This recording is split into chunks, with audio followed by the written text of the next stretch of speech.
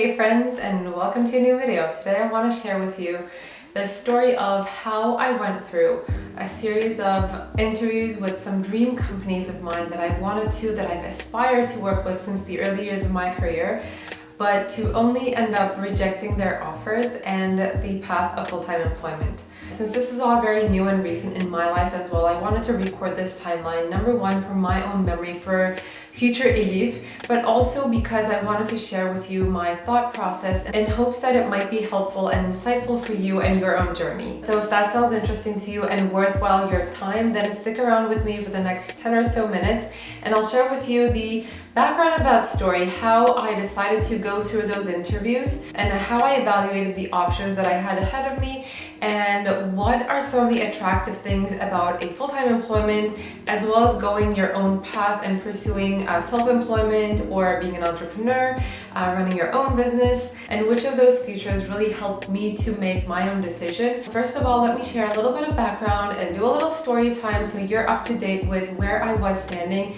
in my life and the paths, the reason why those paths were ahead of me at the time that I was trying to make this decision. If you've been following me or my channel for a while now, you likely know that about 2 years ago I had my daughter, which is also when I started this YouTube channel. That was the first time in my life that I didn't have a full-time job and I wasn't engaged in a day-to-day schedule, and my whole life shifted, just like it happens to any new mom in the world out there. I'm not the first one, I'm not the last one. But what that process, what becoming a mom and going on mat leave and being off of a full-time regular job helped me understand is the priorities in my life. It made me more aware of some things that I want more in my life and less in my life. The realization of how much I enjoy having ownership over my own schedule, my own time, and basically my own freedom. In addition to that mental and self-growth journey that I was going through from becoming a mom, I started my YouTube channel when I went on mat leave, and my channel actually started to grow just when Ada was born. I wasn't able to pay that much attention as normal content creators do because I had a baby in my arms that was just a newborn, but simultaneously I was realizing that there is so much potential on this platform. There's so much potential not only on the platform but also to run this content creation, to share what I know, to create value for others, and to be able to impact other people's lives in a positive way and impact other people's careers and career journeys in a positive way, which is the space that I am in. Anyway, with that said, I can likely say that I had an extended maternity leave. I didn't really fully take 100% time off because I was still doing YouTube, I was teaching at a college in Toronto, I was doing consulting, I was doing coaching, and all of these, I guess, part-time engagements, and I was slowly but surely building my own business and establish the foundations to sustain the lifestyle that I wanted to live even when Ada would go to school. And today is actually the first day of her going to full-time daycare, which is a huge milestone for me, huge milestone for the family. But that also means that today would have been the first day that I would, in a normal scenario, go back to full-time employment, because now I have the full-time 40 hours per week available and in my hands. And with knowing her full-time school date on my calendar, I knew that I could now go back to full-time employment, which is why after a long time I opened my doors wide and clear to any job opportunities that came my way. I went all in with those interviews. I did the whole process, did 5 to 6 interviews with some companies, and as I said in the beginning, these were the dream companies that I wanted to work with in the early years of my career. But all the while this was happening, my gut kept telling me that something was not quite right. Like, this wasn't really for me, and I wasn't fully happy with the path that I was on. My mind kept telling me that this was the right thing to do, that a bright future laid ahead of me, and this was a big opportunity. This would have made you so happy back in the day, Elif. What's wrong with you? Just do what you do best and nail those interviews and get those jobs. That was exactly what my mind kept telling me, And I know that when I was talking to my friends about these opportunities, they were also getting excited about them because these were big companies with competitive compensation packages, with really good perks, with work from home options, with stock options, and all the good things that would make my life easy. So I kept telling my heart to stay silent and listen to my mind because this seemed like the logical thing to do for me. During the summer months, on every evening walk that I took, either on my own or with a family member, I found myself trying to open up that conversation and do an evaluation of the paths that laid ahead of me.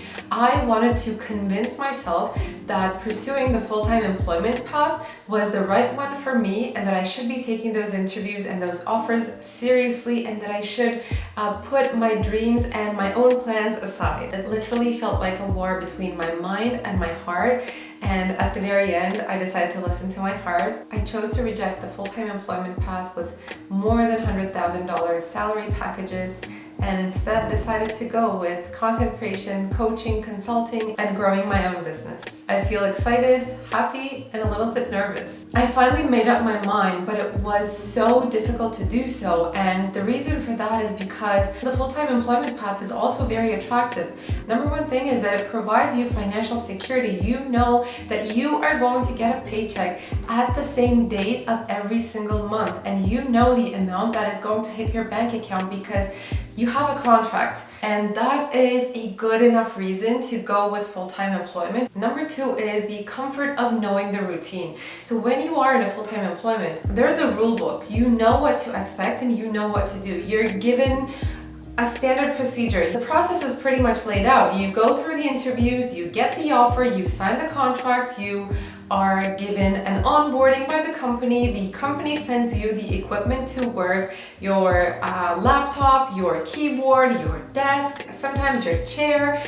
You're introduced to the team, you're introduced to the technology that the company uses, and you're basically given everything that you need to work with. And from that point onwards, you basically bring your own experience, your skills, and expertise in the game, and you start working. There is a rule book, and if you play well by the game, if you're a good learner, your path is pretty clear and bright, and you can just keep growing. You can get a promotion, a better salary, a better title, and you can move up the ladder. That is basically how that system works. And the comfort of knowing that this routine, this process exists, that's again another thing that makes a full-time employment path very attractive. The third factor that made a full-time job very attractive for me is the sense of belonging. When you work with a top company in the industry and when you have a decent job title, you become known, you become a known marketer in the space. People look at your LinkedIn profile. You have a good resume because you worked at these XYZ companies with certain job titles. You basically belong to this community of marketers from that point onwards, and you speak the same language with them. You use the same technologies or similar technologies.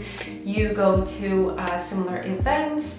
You have more things to talk about. You don't necessarily have to carve out your title or your worth in the industry. And I feel that when you are trying to do it on your own, in your own path, in your own means, it's a lot more difficult to do that, and you do feel like you might be missing out on what all these other marketers have as a part of their job and the tribe they belong in. You feel like you're not there. I'm actually a part of this B2B marketers community, and I'm one of the only people that I guess is doing her own thing. Probably the only YouTuber in that community as well. And even though I know what the conversations are always about, I still feel a little bit left out, and I guess this sense of belonging, sense of becoming a part of that community, that tribe of marketers, was something that appealed to me as a future of having a full-time job. Now let me talk about why I did not go that path and what were the things that were, I guess, relatively more attractive for me on the other side of the world, which is running my own business of content creation, coaching, consulting, and online education. Number one thing, and this has actually become a top priority in my life, this is, I guess, now how I want to live my life. And that's having freedom over my time and owning my own schedule versus someone else owning my schedule and my time. This piece had a growing importance in my life over the past years, but I guess it really hit me after going on mat leave, and then after COVID hit and shook everything upside down in my life as well as everyone else's. But it really hit me, and I really understood the value of having the ownership over my own schedule and being present with my daughter when I want to and when I need to, versus when my company or my manager allows me to be with her, or versus my work schedule allowing me to do whatever I want to do in my life.